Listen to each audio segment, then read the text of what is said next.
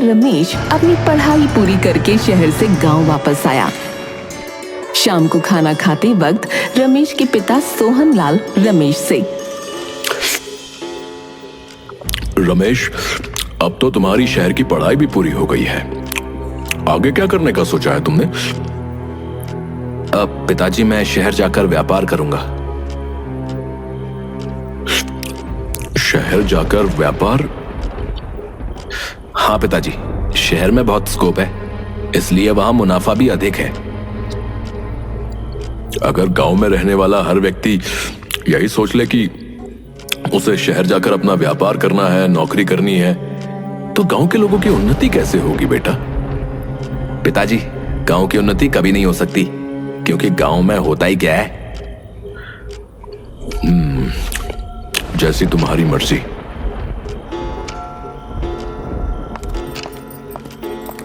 आप ये कैसी बातें कर रहे हैं? अगर ये शहर का होकर रह गया तो भला हम दोनों गांव में क्या करेंगे? माँ, जब मैं शहर में अपना व्यापार जमा लूंगा ना, तो मैं आपको और पिताजी को अपने साथ शहर में ही रखूंगा। नहीं, हम दोनों तो गांव में ही ठीक हैं बेटा। तुम जाओ और शहर की जिंदगी का मजा लो। आप कैसी बातें कर रहे हैं? एक ही बेटा है हमारा और आप कह रहे हैं कि वो शहर में रहेगा और हम गांव में। हाँ, और तुम भी रमेश के साथ शहर चली जाना, परंतु मैं तो गांव में ही रहूंगा। रमेश को शहर की जिंदगी बहुत पसंद थी। बचपन में वो मोहनलाल के साथ कई बार माँ की आंखों का इलाज करने के लिए शहर जाया करता था और तब से शहर में रहना उसका बचपन का सपना था, जो अब पूरा होने वाला था। दूसरे दिन सोहनलाल रमेश से, पिताजी, मैं शहर में एक चश्मे की दुकान खोलना चाहता हूँ। आजकल लोगों को कमजोर नजर की परेशानी बहुत होती है और इसमें अच्छा पैसा भी है। इसमें कितना पैसा लगेगा बेटा? आपको उसकी फिक्र करने की कोई जरूरत नहीं है। आजकल सरकार व्यापार के लिए मदद करती है। मैंने अपने दोस्त से बात कर रखी है, मुझे बैंक से लोन मिल जाएगा और मैं दुकान की कमाई से थोड़ा थोड़ा पैसा लेकर बैंक की किश्त भर दिया करूंगा। देखा, मेरा बेटा कितना समझदार है। वो तुम्हें किसी भी तरीके की तकलीफ नहीं देना चाहता। हाँ, बहुत बड़ा हो गया है। आपकी जुबान आपके चेहरे का साथ नहीं दे रही। अरे कुछ नहीं, बस तुम्हारी ही बात सोच रहा हूँ। मेरी कौन सी बात सोच रहे हैं आप? यही कि इकलौता बेटा शहर का होकर रह जाएगा। हाँ, तो सच ही तो कह रही थी मैं। और अब सोच क्या रहे हैं? आपने ही तो उसे शहर जाकर व्यापार करने की अनुमति दी है। देखो भाग्यवान, जब उसने मन बना लिया है तो मेरे मना करने से वो मानेगा नहीं। और इस उम्र में बच्चों के साथ जोर जबरदस्ती नहीं की जाती। मुझे तो समझ ही नहीं आता आपका। एक तरफ उसे जाने की अनुमति दे रहे हो, दूसरी तरफ चिंता कर रहे हो। अगर उसे रोका तो सारी जिंदगी उसके मन में यही रहेगा कि माँ बाप ने उसे तरक्की का रास्ता नहीं चुनने दिया। ठीक है, तो अब दुखी क्यों हो रहे हो? जाने दो बेटे को, रह लेंगे हम दोनों गांव में। जल्द ही रमेश शहर जाकर अपना व्यापार शुरू कर देता है। शुरुआत में तो वो हफ्ते में एक दिन गांव आया करता था, जिस दिन उसकी दुकान बंद रहती थी, परंतु धीरे धीरे उसने गांव आना लगभग बंद ही कर दिया। एक दिन, सुनो जी, 1 माह हो गया है, रमेश नहीं आया।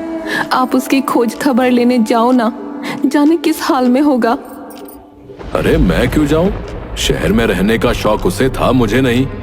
आपका तो मिजाज ही नहीं समझ आता। पत्थर के बने हो। पर क्या मैं समझती नहीं हूँ कि 4 हफ्तों से बेटा घर नहीं आया तो आपकी भूख प्यास कम होती जा रही है। ये दिखावा किसी और के साथ करना, मेरे साथ नहीं। कल सुबह जाकर बेटे का हाल पता कर लो, आपको भी तसल्ली मिल जाएगी। दूसरे दिन सोहनलाल सुबह शहर जाने के लिए जल्दी ही तैयार हो जाता है। बेटे के लिए ज्यादा सामान मत देना, मैं बोझ नहीं उठाकर जाऊंगा। हाँ, क्या उसके लिए कुछ सामान भी भेजना था? मैंने तो कुछ भी नहीं रखा। तुम कैसी हो? न जाने वो शहर में क्या खा रहा है, और तुमसे इतना भी नहीं हुआ कि उसके लिए कुछ घर का बना दो। मैं जानती हूँ आप सिर्फ दिखाने के लिए पत्थर दिल बनते हो। अब ऐसा कुछ नहीं है। जब वो आता है तुम उसके लिए कुछ देती हो। हाँ हाँ, मैं ही देती हूँ, पता है मुझे। थैला तैयार है, मैंने उसकी पसंद के मीठे और नमकीन बनाकर रख दिए हैं और आप दोनों के लिए पूरी सब्जी भी है। दोनों बाप बेटा बैठकर खा लेना और सुनो, कल ही वापस आ जाना, पता चले बेटे के प्यार में रुक गए। मुझे क्या करना है वहां रुककर? मैं तो आज ही वापस आ जाऊंगा। हाँ अच्छा ठीक है, आज ही आ जाना। आपके एक जोड़े कपड़े रख दिए हैं, अगर रुकना ही पड़ गया तो कम से कम साफ कपड़े तो होंगे। थैला उसको दूंगा और हाल चाल पूछ कर वापस आ जाऊंगा। हाँ हाँ, मुझे पता है, अब देर मत करो। सोहनलाल शहर पहुंचता है और देखता है कि रमेश की दुकान पर ताला बंद है। अब तक दुकान नहीं खोली, भला ये क्या व्यापार करेगा? व्यापार का मतलब होता है सुबह समय से दुकान खोलना, ग्राहक टूट जाते हैं। सोहनलाल रमेश के कमरे पर जाता है, वहाँ भी ताला बंद होता है। वो पड़ोस के घर में घंटी बजाता है। अंदर से रमेश के पड़ोसी शर्मा जी बाहर आते हैं। जी कहिए, किससे मिलना है आपको? माफ कीजिएगा, मैं सामने रहने वाले रमेश का पिता हूँ। नमस्कार भाई साहब, अंदर आइए। रमेश तो दुकान पर होगा। दुकान पर तो ताला लगा हुआ है। अच्छा चलिए, कोई बात नहीं, कहीं गया होगा।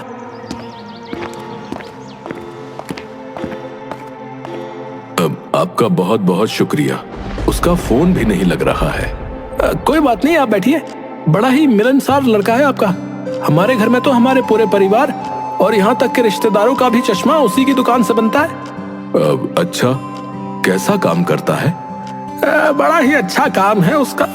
और हाँ देखिए, मेरा चश्मा जब से बनवाया है, अगर कभी ढीला भी होता है तो उससे ठीक करवा लेता हूँ। वो तो मुझसे पैसे भी नहीं लेता। तभी रमेश के दरवाजे पर कुछ आहट महसूस होती है। सोहनलाल उठकर बाहर देखते हैं। रमेश, कहाँ गए थे तुम और अब तक दुकान क्यों नहीं खोली? अरे पिताजी, आप यहाँ कैसे आ गए? तुमने गांव आना छोड़ दिया तो क्या हम तो शहर आ सकते हैं? जी पिताजी, वो अब रहने दो, कुछ भी कहने की जरूरत नहीं है। तुम्हारी माँ बेचैन हो रही थी, इसलिए तुम्हारा हाल लेने के लिए मुझे भेजा है। इस तरह दुकान कौन चलाता है? 12 बजने को आए और तुम अभी घर पर हो। अगर शहर में मटर गश्ती ही कर रहे थे तो दुकान खोलने की क्या जरूरत थी? रमेश कुछ भी जवाब नहीं देता। सोहनलाल को रमेश का चेहरा देखकर अंदाजा हो जाता है कि वो कुछ परेशान है, पर वो फिर भी कुछ नहीं बोलता।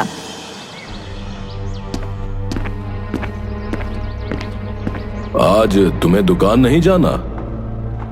नहीं पिताजी, आज दुकान की छुट्टी रखी है। क्यों? तुम तो दुकान मंगलवार को बंद रखते हो और आज तो शुक्रवार है। हाँ पिताजी, थोड़ी तबीयत ठीक नहीं लग रही, इसलिए दुकान नहीं खोलूंगा आज। दोनों आपस में एक दूसरे से ज्यादा बात नहीं करते और कमरे में एक खामोशी सी छाई रहती है। माँ का भेजा खाना खाकर दोनों लेट जाते हैं। कुछ देर बाद, अगर तुम्हें ठीक लगे और तुम मुझे लायक समझो तो अपनी परेशानी बता सकते हो। मैं तुम शहर वालों जैसा बुद्धिमान तो नहीं हूँ। अब कोई परेशानी नहीं है पिताजी, सब ठीक है, दुकान भी अच्छी चल रही है। आप ऐसे ही फिक्र कर रहे हैं। तो गांव क्यों नहीं आए? तुम्हें पता है तुम्हारी माँ रास्ता देखती है। कुछ जरूरी काम आ गया था, इस वजह से नहीं आ पाया, परंतु अगले मंगलवार को आ जाऊंगा। ठीक है भाई, तो मैं गांव वापस चलता हूँ। आप आज ही वापस चले जाएंगे पिताजी? आज रुक जाइए। मैं क्या करूंगा यहाँ रुककर? नहीं, मैं तो इसलिए कह रहा था कि इतनी दूर सफर करके आए हैं, रात को थोड़ा आराम मिल जाएगा। सोहनलाल को महसूस हो चुका था कि रमेश उससे कुछ कहना चाहता है, पर उसने अपने और रमेश के बीच एक दीवार बना रखी थी जो बेटे को पिता से खुलकर बात नहीं करने दे रही थी। सोहनलाल रात को रमेश के पास ही रुक जाता है। देर रात सोहनलाल को अपने पैरों पर किसी के हाथों का स्पर्श महसूस होता है और वो उठकर देखता है। रमेश बेटा, तुम यहाँ मेरे पैरों पर क्या कर रहे हो? कुछ नहीं पिताजी, नींद नहीं आ रही थी। अब क्या बात है रमेश, तुम रो क्यों रहे हो? कुछ नहीं पिताजी, बहुत दिनों के बाद आपसे मिला हूं, इसलिए शायद ये आंसू निकल आए। उस दिन सोहनलाल अपनी सारी कठोरता को छोड़कर पहली बार रमेश को गले लगाता है और प्यार से उसके सर पर हाथ रखकर पूछता है, अब क्या बात है बेटा, तुम मुझे बता सकते हो, मैं तुम्हारा पिता हूं। रमेश के अंदर उठ रहा ज्वालामुखी एकदम से बाहर निकल जाता है और वो पिता को पकड़कर जोर से रोने लगता है। क्या बात है रमेश? रमेश कुछ भी नहीं बोलता, सिर्फ पिता के गले लगकर रो रहा होता है। सोहनलाल कुछ देर उसे ऐसे ही रोने देता है और थोड़ी देर बाद फिर से कहता है, क्या बात है बेटा, कुछ परेशान हो, बताओ मुझे क्या परेशानी है। मैं कठोर जरूर हूं, पर तुम्हारा पिता हूं और हमेशा तुम्हारा भला चाहता हूं। पिताजी, मेरा व्यापार नुकसान में चल रहा है। मैंने आप लोगों को नहीं बताया, लेकिन मैंने दुकान की एक किश्त भी नहीं भरी है और बैंक ने नोटिस दे दिया है मुझे दुकान बंद करने के लिए। अब परंतु तुमने तो कहा था कि तुम्हारा व्यापार अच्छा चल रहा है और तुम्हारे पड़ोसी शर्मा जी भी कह रहे थे कि तुम्हारा काम बहुत अच्छा है। नहीं पिताजी, मैंने जैसा सोचा था, शहर और शहर के लोग वैसे बिल्कुल भी नहीं है। दुकान पर जो आता है उसे डिस्काउंट चाहिए। लोग 4 दुकानों पर चश्मे का भाव पता करके आते हैं और जो सबसे कम भाव बोलता है मुझसे उससे भी ज्यादा डिस्काउंट मांगते हैं। और ज्यादा ग्राहकों के लालच में मैंने लोगों को इतने डिस्काउंट पर चश्मा बना कर दिया कि वो मूल्य मेरी लागत से भी कम होने लगा। आज मेरे पास कहने को तो 50 ग्राहक हैं, लेकिन मैं ये समझ चुका हूं कि वो मुझसे चश्मा तभी लेंगे जब मैं उन्हें अपने आप को नुकसान में डालकर चश्मा दूंगा। मैं समझ गया बेटा, मैं तुमसे ज्यादा कुछ तो नहीं कहूंगा, परंतु ये जरूर कहूंगा कि अगर तुम्हें ठीक लगे तो आज भी गांव के दरवाजे तुम्हारे लिए खुले हैं। तुम अपना ये व्यापार गांव में क्यों नहीं करते? गांव के लोग कम पढ़े लिखे जरूर होते हैं, परंतु ईमानदार और नेक होते हैं। वो कभी भी तुम्हारा नुकसान करके अपना फायदा नहीं करेंगे। पिताजी, गांव में कितने लोग हैं जो मुझसे चश्मा बनवाएंगे? मैं पहले ही बैंक का कर्जदार हो चुका हूं। मुझे तो यही समझ में नहीं आ रहा कि मैं बैंक के पैसे कैसे भरूंगा। मैं क्या करूंगा पिताजी? तुम उसकी फिक्र मत करो, बैंक का सारा पैसा मैं भर दूंगा, परंतु तुम्हें इस बारे में निर्णय लेना होगा कि तुम्हें शहर में रहना है या गांव में। पिताजी, मुझे कुछ भी समझ में नहीं आ रहा है। आप ही मुझे बताइए कि मुझे क्या करना चाहिए। सोहनलाल आश्चर्य से रमेश की ओर देखता है, क्योंकि पहली बार रमेश आज उसकी सलाह मांग रहा था। आज तक रमेश और सोहनलाल किसी भी बात पर एक मत नहीं हुए थे, परंतु आज दिल से रमेश सोहनलाल की सलाह मांग रहा था। तुमने शहर वालों के लिए व्यापार करके देख लिया, एक बार गांव वालों पर भी भरोसा करके देखो, क्या पता तुम्हारा भरोसा तुम्हारे काम आ जाए।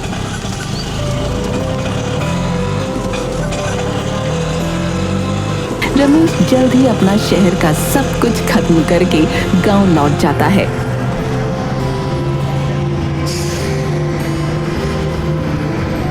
और गांव में एक छोटी सी चश्मे की दुकान खोलता है। सुबह सुबह, रमेश बेटा, आओ चलो गांव चलते हैं और लोगों से मिलकर आते हैं। लोगों से मिलकर? क्या बात है पिताजी? देखो बेटा, ये गांव है, यहाँ शहरों जैसी चकाचौंध देखकर लोग तुम्हारे पास नहीं आएंगे। बहुत से लोगों को तो ये भी नहीं पता कि उनकी नजर कमजोर है, तो हमें उनके पास जाना होगा, उसके बाद वो हमारे पास आएंगे। रमेश सोहनलाल की बात समझ जाता है और वो दोनों घर घर जाकर लोगों से बात करते हैं।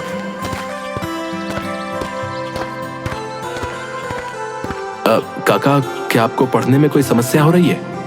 हाँ बेटा, पहले तो मैं 4 कोस 5 कोस तक देख लेता था, परंतु अब तो आधा कोस दूर देखना भी मुश्किल होता है। सब कुछ धुंधला दिखता है।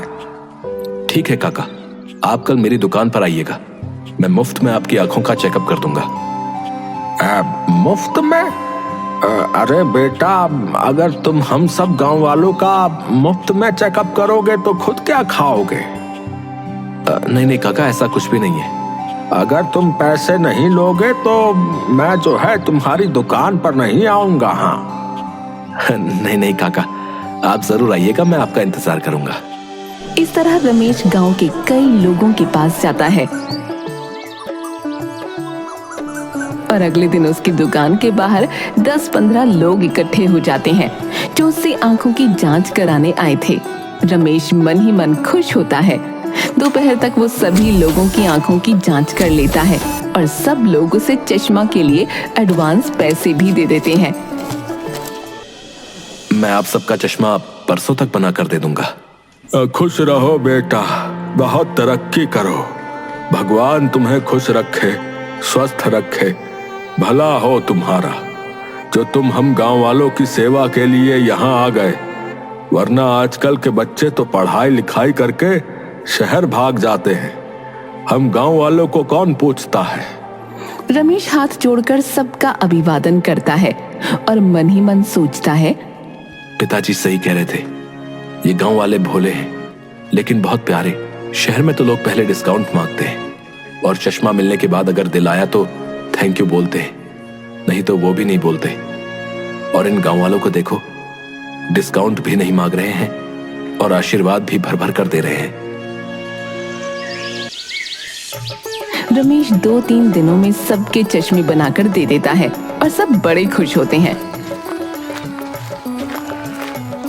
गांव के मुखिया जी सोहन लाल से, अरे भाई सोहन लाल, रमेश ने तो बड़ा ही अच्छा काम किया जो गांव में दुकान खोल दी। अब हम लोगों को चश्मे के नंबर के लिए शहर जाने की जरूरत नहीं पड़ेगी। सोहन लाल खुशी से फूला नहीं समाता। रात के खाने के वक्त रमेश पिता से, पिताजी मुझे माफ कर दीजिए। किस बात की माफी मांग रहे हो रमेश? पिताजी, मैंने आपकी बात कभी नहीं सुनी, शायद इसलिए जीवन में आगे नहीं बढ़ पाया। और आज पहली बार आपकी सलाह मानकर मैंने जो काम किया, उस काम में मुझे 2-4 दिनों में ही तरक्की मिलनी शुरू हो गई। बेटा, अगर हर इंसान यही सोच ले कि उसे शहर में ही रहना है तो गांव की तरक्की कैसे होगी? युवक गांव को पिछड़ा बोलते हैं, लेकिन किसी ने इस पिछड़े गांव को आगे ले जाने की कोशिश तो नहीं की। पिताजी, मैं आपसे वादा करता हूं कि मैं गांव में ही रहकर गांव वालों की सेवा करूंगा। और मैं तुमसे वादा करता हूं कि ये गांव वाले तुम्हें कभी निराश नहीं करेंगे। तभी घर के दरवाजे पर गांव की बूढ़ी काकी आती है। सोहन, कहाँ हो तुम? अरे, ये तो बुद्धि काकी की आवाज है। पिताजी आप बैठिए, मैं देखता हूं। काकी अंदर आइए। मुझे तो मुखिया ने बोला कि तुम्हारे बेटे ने दुकान खोली है। मैं रमेश हूँ काकी, पिताजी तो खाना खा रहे हैं। अच्छा हुआ जो तुम ही मिल गए। क्या आपको पढ़ने में दिक्कत हो रही है? हाँ बेटा, पढ़ तो नहीं पाती, यही तो सबसे बड़ी मुश्किल है।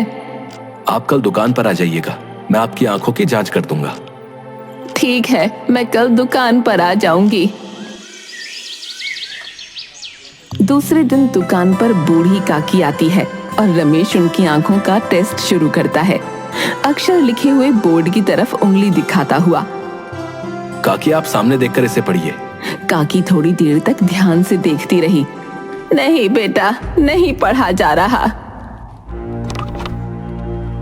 अब पढ़ने की कोशिश कीजिए। इस बार भी नहीं पढ़ा जा रहा बेटा।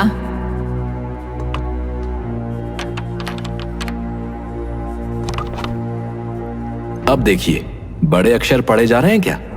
नहीं बेटा, अभी भी कुछ नहीं पढ़ा जा रहा।